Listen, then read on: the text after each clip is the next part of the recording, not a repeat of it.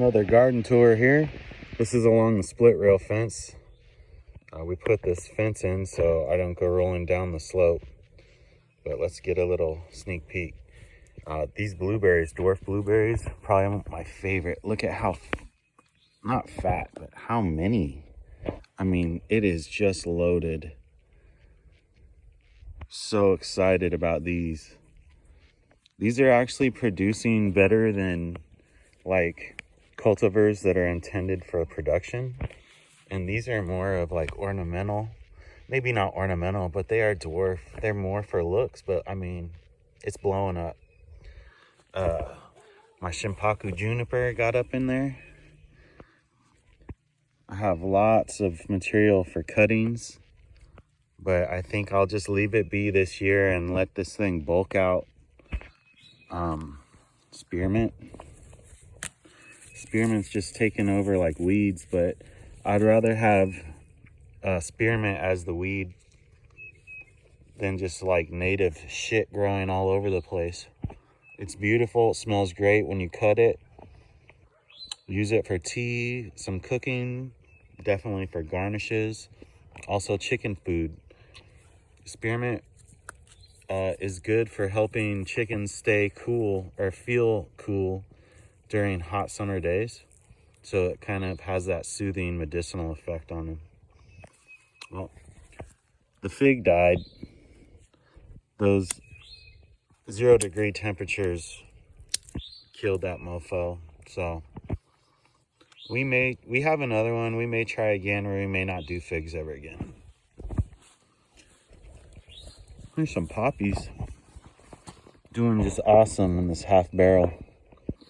Excited to see what they turn out to look like.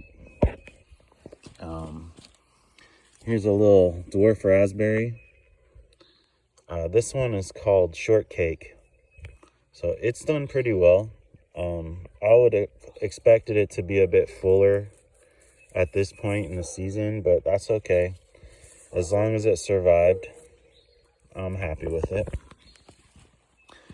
Right there. What do we have here? So oregano, exceptional. Just kind of like the spearmint. It'll take over like a weed or ground cover. But I mean, you can use oregano in so many different forms of cooking.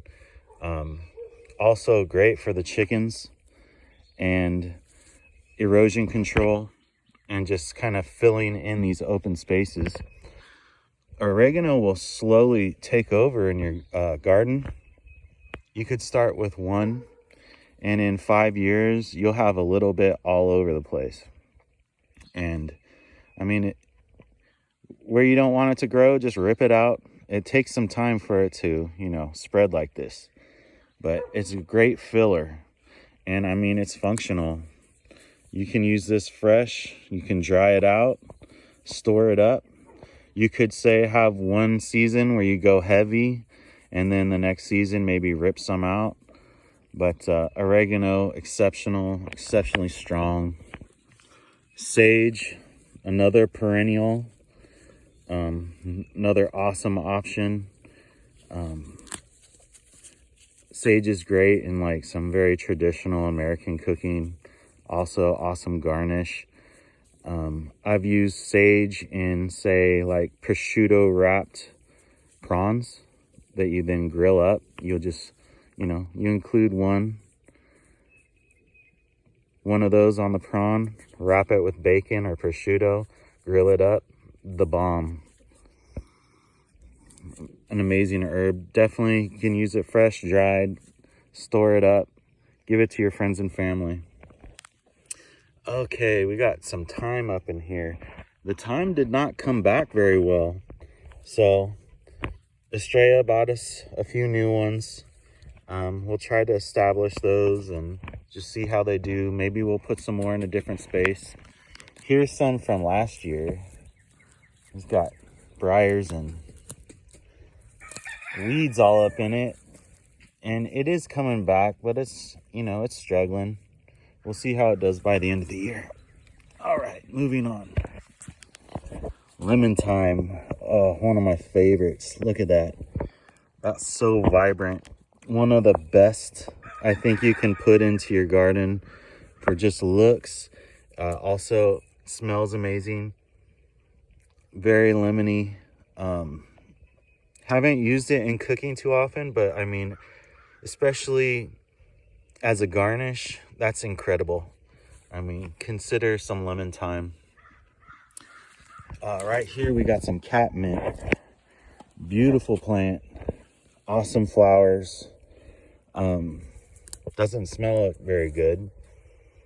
It's kind of skunky. Not really any kind of application as far as cooking, but I think it would have some kind of medicinal qualities, and you could just throw some to the cat. It's kind of like catnip, but it's catmint. And a cool fact, so all the herbs in the mint family, if you look at the stem,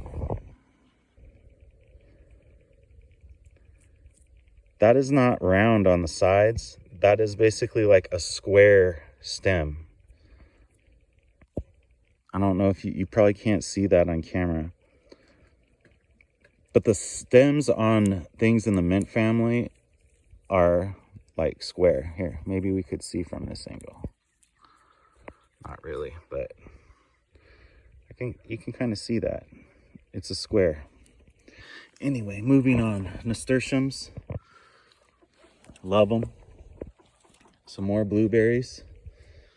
So we decided we would plant, oh, we got chickens following me. We would plant perennial herbs, fruits, and vegetables up in the landscaping. And we were kind of calling that like permascaping. It's a great idea to kind of work in your fruits and veggies and herbs right in with your regular garden. There's no reason for it to all be separated. And then of course you can have your dedicated beds as well. Look at these Napa cabbage doing great. Taking some caterpillar damage, and we'll address that with BT. Here's some blue potatoes, doing awesome. Onion patch, doing awesome. All right. Looks like she might have a little bit of dill growing right there. Here's a little side buster off these blueberries. Running down here, you can see we got a whole new plant starting off to the side here. I'll divide that off later in the year once I know it's really well rooted, and I'll move that into another area. Junipers, love them. Some more strawberries. Boxwoods, violas. Roses are struggling here. They get a lot of disease. Another blueberry just blowing up. I don't know if you can see all those, but I mean, thing is loaded. Fire Chief. Nice little evergreens. Some more boxwoods. A dogwood we got to get in the ground. Yarrow. Yarrow is an awesome perennial that you can include in your garden. Love it. Some kind of a Japanese maple here. Another dogwood. Moving on down. Some hydrangeas. Junipers. Our pixie Japanese maple. Love it. Some salvia. You can also see the remnants of the daffodils. They were pretty nice this year. These black violas, I love them. Look at this bug on this thing. Wow. The bugs in North Carolina are crazy. Like, it's weird when you move somewhere completely new and all the birds, all the bugs, completely different. It's almost like being in an alien planet. Here's a ginkgo, a dwarf ginkgo. This might be actually a butterfly. There's another Shimpaku I put in the landscaping. So yeah, that's that big slope up to the house. Down here, kind of in the drainage, we're gonna put an orchard. There's an apple tree, and then here's another apple tree. And then I'm gonna be busy kind of cutting all this down and plugging in some plums and cherries and who knows what we'll do. Trying to let some wildflowers grow on this old service road, just at least on one side, and then I'm gonna keep this kind of clean and accessible for not only the power company, but I have to walk down here to feed chickens, and I don't want to step on a rattlesnake or copperhead. But I'm loving all these wildflowers. The bees are loving them. There's an awesome shot of the woods and the mountain up there. The trees are really filling in and just kind of hiding our property. There's a pretty big mountain up there. And during the winter, you can see the mountains all around. But right now, we're just completely covered in. There's some neighbors that live up in that area. All right, coming down, you can see the patio up there. This is where I've kind of addressed some erosion. I mean, we're just doing the best we can. Piling a bunch of fill dirt in here, and then we'll have some, well, we put in some shrubs and some evergreens, but we definitely have an erosion issue right here. A lot of it comes from the gutters getting clogged up, and it just overflows over the top there and kind of washes this all away. But this is pretty compact now, so I'm not too worried about it. I will have to just keep on working on it. I also put a few Shimpakus in here so I can take some cuttings in the future. We got another fire chief over there, a few other junipers. There's a really nice fire chief. And yeah, this angle is pretty steep, but we're increasing it in our favor. Or let's say we're decreasing it in our favor.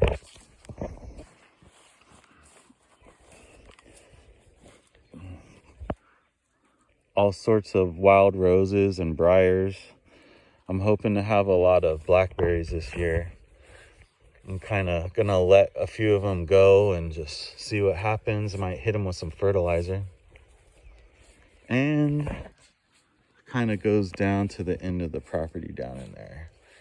And eventually I think I'll take advantage of that space and put maybe some water tanks.